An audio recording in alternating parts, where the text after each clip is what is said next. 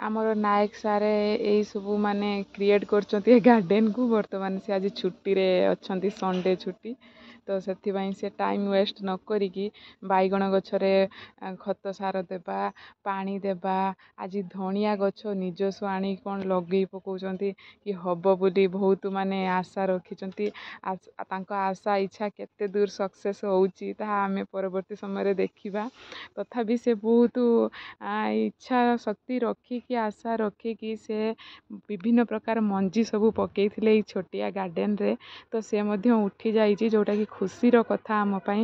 ମୋ ଲାଇଫ୍ରେ ମୁଁ କେବେ ବି ଗଛରେ ପାଣି ଦେଇନି କି ଗଛ ଲଗେଇନି, ବାକି ଶାଶୁଘରେ ମୁଁ ଫାର୍ଷ୍ଟ ଟାଇମ୍ ସବୁ ଲଗଉଛି ଦେଉଛି, ଆଉ ଗଛରେ ପାଣି ଦେଉଛି, ଛୋଟ ଛୋଟ ଗଛ ସବୁ ଲଗଉଛି। ଆଉ ମାନେ ମୋର ସପୋର୍ଟିଭ୍ ଅଛନ୍ତି ମୋର କେବଳ ହଜବେଣ୍ଡ, ଯିଏକି ଏଇଠି ବସିକି କାମ କରୁଛନ୍ତି।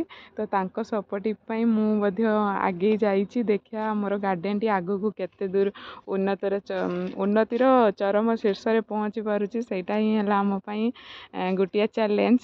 ତ ସେଥିପାଇଁ ଆମେ ବହୁତ ଷ୍ଟ୍ରଗଲ୍ ବି କରିଛୁ। ମୁଁ ପ୍ରତ୍ୟେକ ଦିନ 5-7 ବାଲ୍ଟି ପାଣି ବି ଦେଉଛି।